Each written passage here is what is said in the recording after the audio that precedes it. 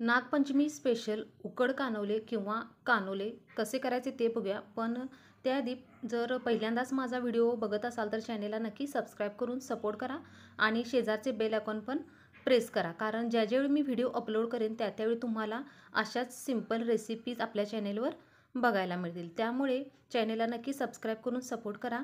बऱ्याच भागामध्ये याला उकड कानोले किंवा कानोले देखील म्हटलं जातं. तर चला तर मग पटकन सुरुवात करूया. सुरुवातीला इथं मी 1 वाटी ओलं खोबरं किसून घेतलेलं आहे आणि आता यामध्येच मी 1 वाटी गूळ घालून घेतलेलं आहे. म्हणजे जेवढं खोबरं घेतलं आहे तेवढंच मी गूळ घालून घेतलेलं आहे. आता याला थोडंसं आपण परतून घेऊया, म्हणजे आपला गूळ थोडासा विरघळून घेऊया यामध्ये.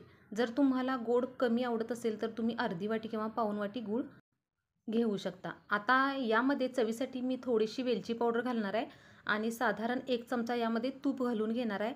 यामुळे ह्या सारणाला चव अशी छान येते. त्यामुळे 1 चमचा तूप घालून घ्यायचं आणि याला आता आपण छान मिक्स करायचं. 1-2 मिनिटातच हे आपलं मिश्रण पूर्ण एकजीव व्हायला लागतं. इथं मी 1 वाटीसाठी 1 वाटी गूळ वापरलेला आहे, पण तुम्ही थोडंसं प्रमाण कमी जास्त यामध्ये करू शकता. साधारण 1-2 मिनिट झालेले आहेत आणि गूळ देखील आपला छान असा विरघळलेला आहे. आता मी गॅस बंद करणार आहे आणि हे मिश्रण पूर्णपणे थंड करून घेणार आहे. आता हे सारण थंड होईपर्यंत आपण इकडं पीठ देखील मळून घेऊया. तर त्यासाठी मी 2 वाटी गव्हाचं पीठ घेतलेलं आहे. आता यामध्ये चवीनुसार थोडंसं मीठ घालून घ्यायचं आणि यामध्ये देखील 1 चमचाभर तूप घालून घ्यायचं. यामुळे आपले कानवले जे आहेत ना एकदम असे कुसकुशीत होतात.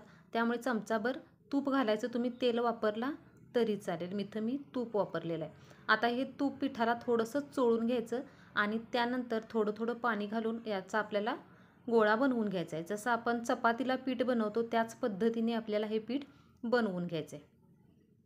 अगदी जास्त घट्ट देखील पीठ करायचं नाही, असं सॉफ्ट जसं आपण चपातीसाठी बनवतो त्या पद्धतीने सॉफ्टच असं पीठ बनवून घ्यायचं. आणि जर तुम्हाला सारण कोरडं हवं असेल तर तुम्ही गूळ 1 वाटीऐवजी अर्धी वाटी करू शकता. म्हणजे तुमचं सारण असं सैलसर होणार नाही, सारण तुमचं कोरडं होईल. त्यामुळे तुम्ही सारण कोरडं हवं असेल तर गूळ देखील तुम्ही थोडासा कमी करा. आता इथं पीठ देखील मळून झालेलं आहे. थोडंसं वरून तेल लावून आपल्याला हे पीठ एक 10 मिनटं असंच मुरण्यासाठी आपण ठेवून द्यायचं. आता 10 मिनटानंतर या पिठाला पुन्हा आपण थोडंसं कुस्करून घेणार आहे, जेणेकरून मुरल्यानंतर हे पीठ अजून देखील सॉफ्ट आणि छान असं होतं. त्यामुळे एक 10 मिनटानंतर पुन्हा याला थोडंसं आपण कुस्करून घेणार आहे. आणि त्यानंतर आता आपल्याला याचे छोटे छोटे असे गोळे बनवायचे आहेत. जसं आपण पुरीसाठी गोळे बनवतो ना त्या पद्धतीनेच आपल्याला हे गोळे बनवून घ्यायचे आहेत. अशा पद्धतीने लहानच गोळा मी इथं बनवून घेतलेला आहे. आणि त्यानंतर थोडंसं याला पीठ लावून आपल्याला हे लाटून घ्यायचं आहे. इथं मी पुरीच्या साईजचे लाटून घेणार आहे, जेवढी पुरी असते त्या साईजचे लाटून घेणार आहे. जर तुम्हाला मोठे आवडत असतील तर तुम्ही गोळा थोडा मोठा घेतला तरी चालेल.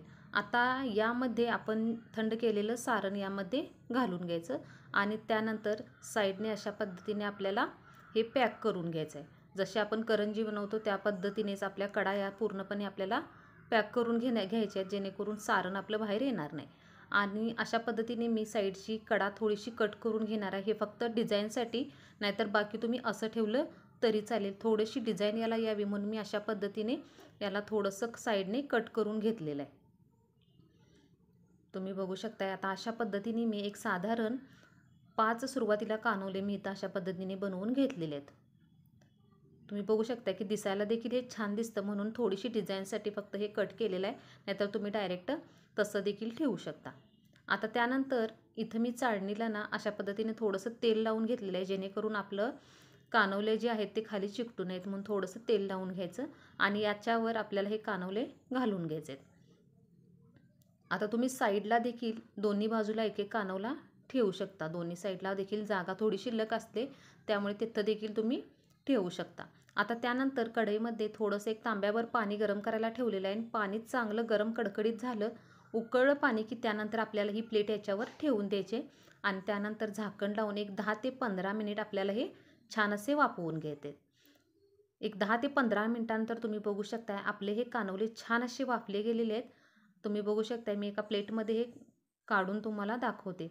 अगदी याला कलर आणि एकदम अशी शाईन अशी जी आलेली आहे, ते आपण जे पिठामध्ये 1 चमचा तूप वापरलं त्या तुपामुळे अशा पद्धतीने या कानवलेला अशी छान अशी चकाकी येते. तुम्ही बघू शकता अगदी आपले कानवले भारी दिसत आहेत आणि चवीला देखील हे तेवढे भारीच झालेले आहेत, कारण आपण सारणामध्ये तूप वापरलेलं आहे. तर व्हिडिओ कसा वाटला हे कमेंट करून सांगा. व्हिडिओ आवडला तर चॅनेलला नक्की सबस्क्राईब करा.